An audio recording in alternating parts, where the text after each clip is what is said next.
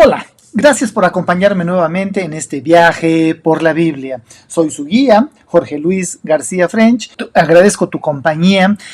Y yo lo que insisto, comparte, habla con tus amigos, con tus conocidos sobre estos videos y confiemos que sean de bendición para ellos. Regístrate y dale like. Si te gustó estos videos de esta forma el señor YouTube, sabrá que son de utilidad. Pues estamos terminando la tercera sección del Nuevo Testamento denominado las Cartas Paulinas. Así, el día de hoy viajaremos por la breve epístola del apóstol Pablo a Filemón. Prácticamente fue una sola hoja la que se encontró sobre esta carta. Pero antes, una breve pregunta. ¿Cuántas cartas pastorales escribió Pablo? Es correcto, si has estado poniendo atención. 3 cartas pastorales. Perfecto. Continuemos. Onésimo, que en español significa útil, era un esclavo de Filemón. Y este Filemón era un cristiano que vivía en Colosas. Resulta que Onésimo, su esclavo, le había robado. Y entonces se escapó y huyó a Roma. Y estando en Roma, allá se convirtió al cristianismo mediante el ministerio de Pablo. ¿Pero qué creen? Pablo lo envía de regreso a su amo Filemón con esta epístola. Y es precisamente de lo que se trata. Entonces, es la carta a Filemón, que era el amo, y Onésimo, el esclavo.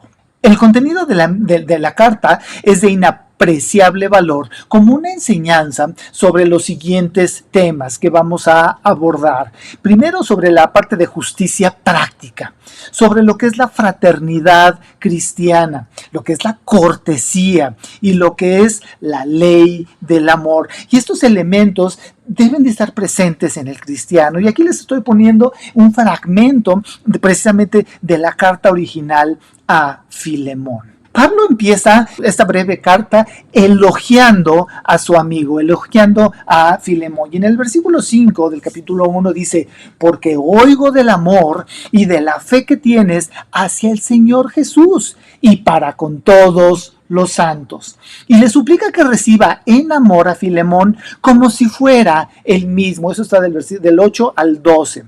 Y posteriormente del 8 al 10. Dice: por lo cual, aunque tengo mucha libertad en Cristo para mandarte lo que conviene, más bien te ruego por amor, siendo como soy, Pablo, ya anciano, y ahora, además, prisionero de Jesucristo, te ruego por mi hijo Onésimo. Ojo, Pablo tenía toda la autoridad para exigirle cosas o esto mismo a Filemón. Sin embargo, le ruega. Y nótese la humildad con que Pablo le habla, con todo tacto, y se refiere a sí mismo como el anciano. Y su condición en Cristo, está prisionero, está en el bote, acuérdense. Y le recuerda lo que él hizo por Filemón. Pablo ha aprendido a conocer a Onésimo. Lo tuvo directamente, convivió con él, y le gustaría que Filemón lo recibiera nuevamente, pero para siempre, y no ya como esclavo, sino como algo más, como un hermano en el Señor. Y por otra parte, Onésimo había llegado a ser tan querido para Pablo que con gusto este último lo hubiera retenido para que le ministrase en su cautiverio, para que le sirviese estando allá. Pero el apóstol reconoció y se dio cuenta que él tenía también que hacer un sacrificio, un acto de justicia. Y aun cuando Onésimo sí se había arrepentido de su pecado, pues había un llamamiento hacia la restitución, hacia la parte de justicia que podía hacerse solamente por el regreso del siervo sometiéndose a su amo. Qué difícil, qué situación tan compleja.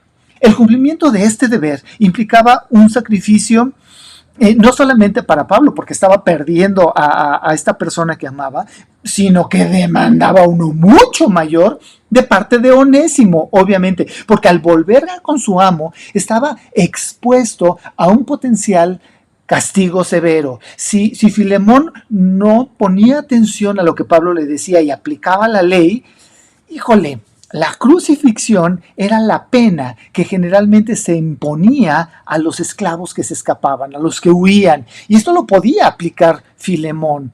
O sea, imagínense el riesgo que estaba corriendo Onésimo. Y también, por otra parte, lo que estaba solicitando en su carta el apóstol Pablo. Pablo apela a la lealtad de Filemón y le recuerda que él mismo está en deuda con Pablo. Esto está en los versículos 19 y 20. Por lo que Pablo está seguro, está confiado de que Filemón sí hará lo que él le pide y probablemente hará aún más de lo que le pide, de acuerdo con el versículo 21. Y bueno, ya no sabemos más de Onésimo por medio de la Escritura. Aquí acaba la historia.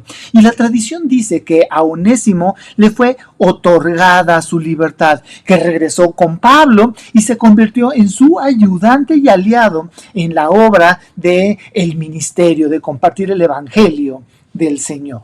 Pero avancemos 50 años. Ignacio, uno de los grandes mártires cristianos, fue llevado para ser ejecutado desde su iglesia de Antioquía hasta Roma.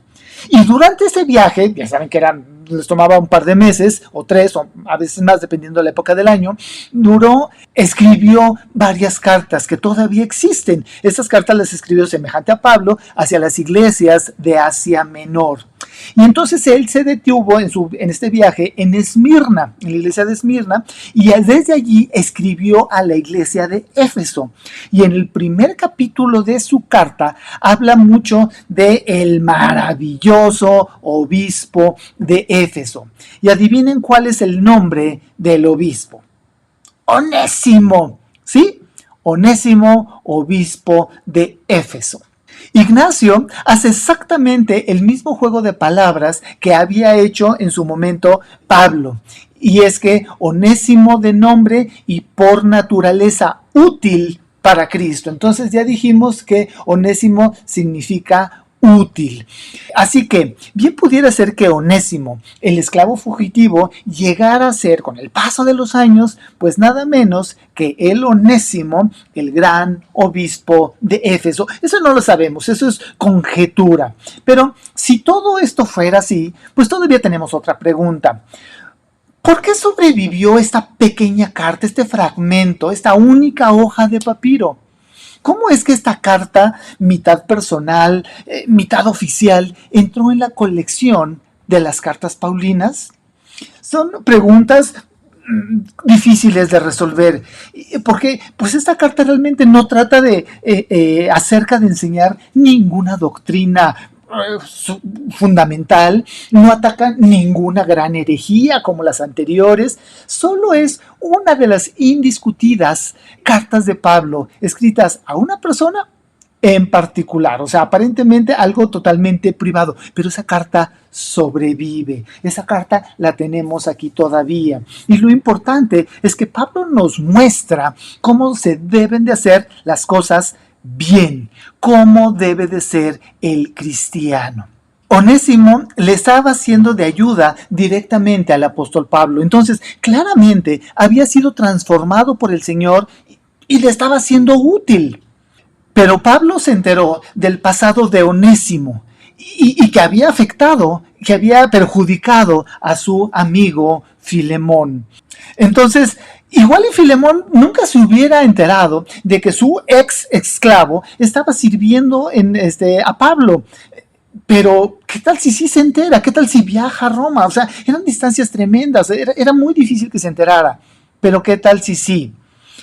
Pero aquí lo interesante es de que al regresar Onésimo y humillarse ante Filemón, Filemón le da su libertad y vamos, es muy probable que realmente haya llegado a ser este famoso obispo de Éfeso. Pero aquí el asunto es, Pablo quería actuar correctamente y lo correcto era que lo mandara de regreso. Si se enteraba Filemón o no, que no importaba. ¿Qué es lo correcto? Y nosotros como cristianos debemos de aprender a hacer lo que es correcto. No importa que la gente se entere. nosotros sabríamos que estamos haciendo lo correcto y Dios también lo sabría. Entonces, la lección que debemos no solo aprender, sino buscar imitar, es que debemos siempre decir la verdad. Amigos, no hay mentiritas, no hay mentiras blancas. Para Dios solamente existe la verdad o la mentira. Y Dios detesta las mentiras. Veamos lo que dice el versículo 7 de Éxodo 23. De palabra de mentira te alejarás y no matarás al inocente y justo, porque yo no justificaré al impío. Y más adelante en el Nuevo Testamento, el Señor Jesús nos enseña en el versículo 37 del capítulo 5, pero sea vuestro hablar sí, sí o no, no. Porque lo que es más de esto, de mal procede. Así debe ser nuestro hablar. Así deben de reconocernos las personas que nosotros siempre decimos la verdad y que lo que tú dices es cierto, es correcto, que no mientes. En Juan 8:44 encontramos una enseñanza semejante. Ustedes son de su padre el diablo, cuyos deseos quieren cumplir. Desde el principio, este ha sido un asesino y no se mantiene en la verdad, porque no hay verdad en él. Cuando miente, expresa su propia naturaleza, porque es un mentiroso. Es el padre de la mentira. Si nosotros somos hijos de Dios, no podemos mentir. No puede haber mentira en nuestros labios. Así que, amigos, esta pequeña carta nos conmina a siempre buscar hacer bien las cosas, a no mentir, a intencionalmente actuar y ser hijos de luz. Otro elemento que podemos y debemos imitar es la forma que usó Pablo para hablar a sus amigos, en este caso a Filemón. Usó mucho tacto, fue elegante. Al pedir, pese a poderlo hacer, no exigió. Tenía el deber, tenía el nivel, tenía la autoridad, pero no exigió. Y amigos, como padres, como jefes, como vecinos, somos así de cuidadosos para hablar con nuestros hijos o con nuestros empleados. O nos sentimos con la autoridad suficiente como para hablar como se nos da la gana y que lo acepten. Y eventualmente insultamos o bajamos, gritamos o agredimos a los que están debajo de nosotros, que no tienen nuestro nivel. Amigo, ¿qué tienes que no hayas recibido? La posición y la autoridad proviene del Señor. Él nos la permite tener para usarla y para ser de provecho, para ser de bendición a otras personas. Tengamos mucho cuidado de no ser piedras de tropiezo a los que decimos que más amamos. O sea, a nuestros hijos, a nuestra esposa, con nuestros empleados, con nuestros vecinos. Tenemos que ser reflejo de que somos hijos de luz, de que somos creyentes, de que Jesús vive en nuestro corazón. Finalmente, lo que Pablo le insinuó a Filemón a lo largo de toda la carta traza un paralelo con lo que Jesús hizo por nosotros. Nosotros nacimos siendo buenos para algo, pero cuando el pecado entró a nuestras vidas, llegamos a ser buenos para nada, inútiles, al igual que Onésimo. Y al entrar en contacto con el Evangelio, nos dimos cuenta de nuestra situación y decidimos cambiar nuestras vidas, considerando la deuda tan grande que pagó el Señor. Ahora hemos vuelto a ser buenos para algo, hemos vuelto a ser útiles, tanto a Dios como a los hombres, porque Dios nos ha cambiado por medio de su palabra.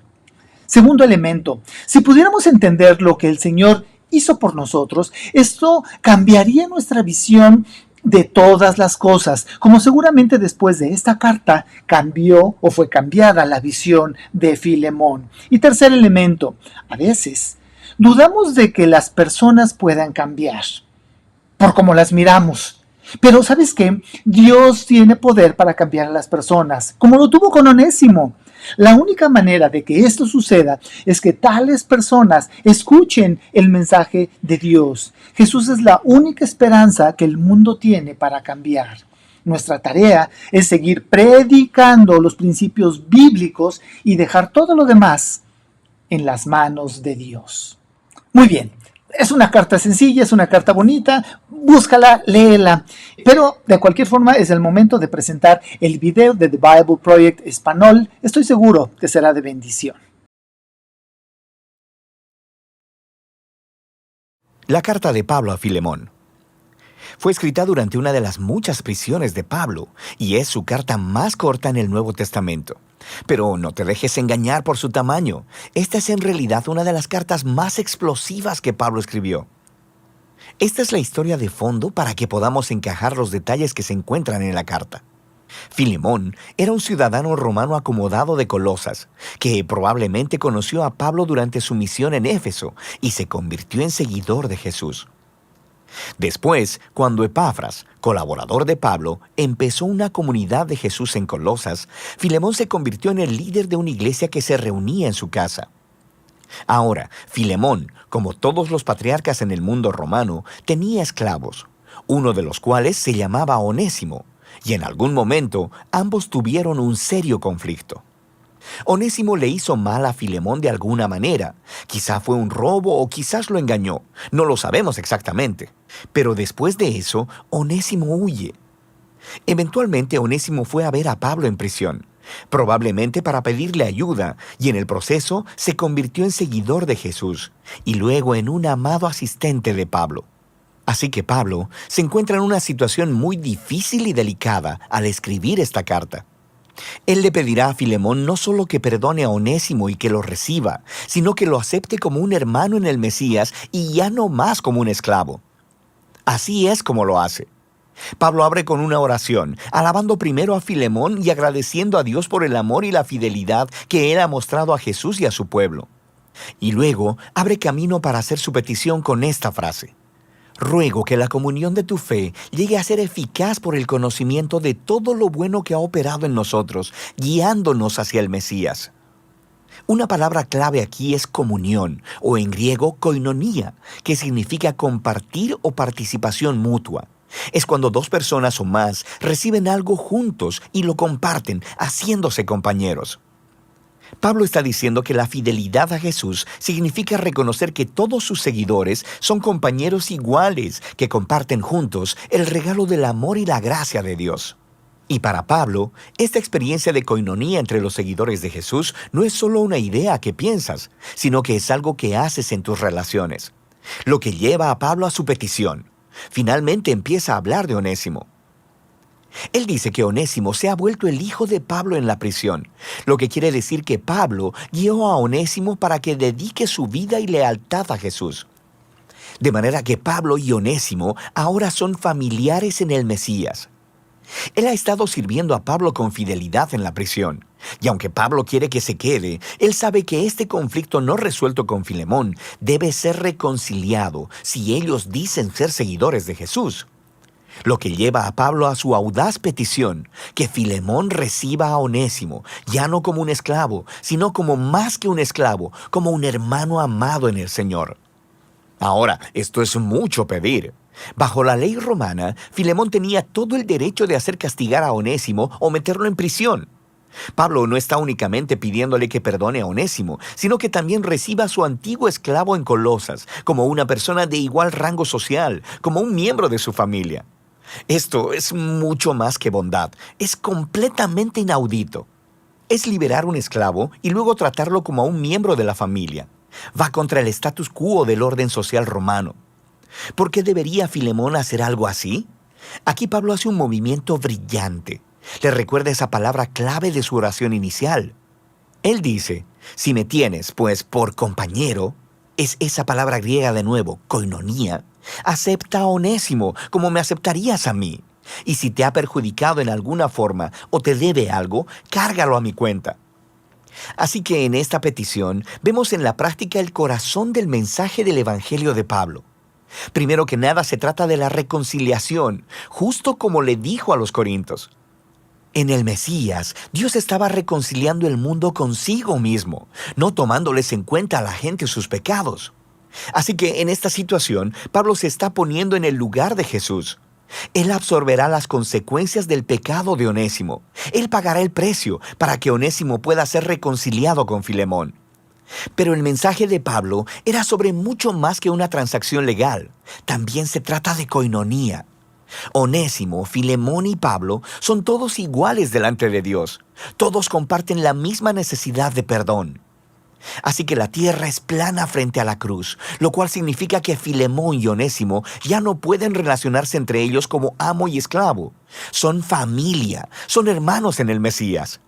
O como Pablo le dijo a Filemón y a toda la iglesia de Colosas, en la nueva familia de Dios no hay griego o judío, circunciso o incircunciso, extranjeros o incivilizados, esclavos o libres, sino que el Mesías es todo en todos.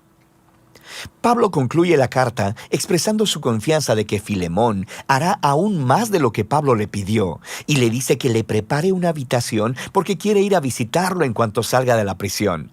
Y luego, con algunos saludos finales, Pablo termina la carta.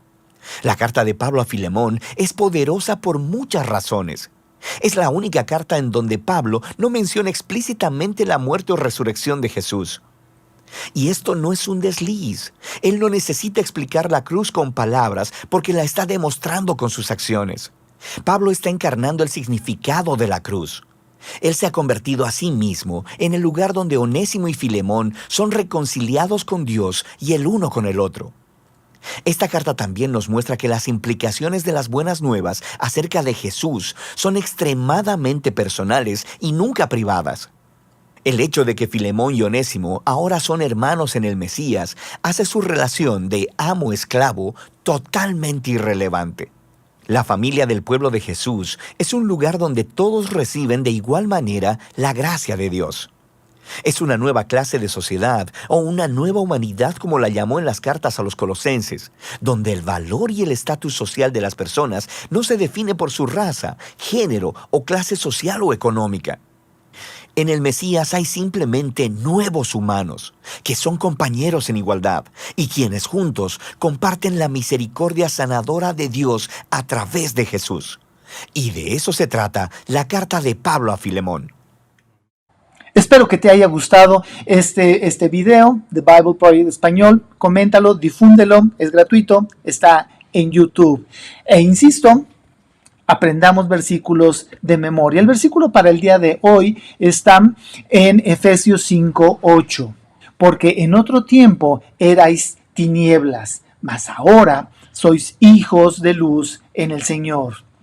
Andad como hijos de luz. Compórtate como un hijo de luz. Demuestra que eres creyente, que eres un hijo de Dios. Gracias por acompañarme. Nos vemos en el próximo video.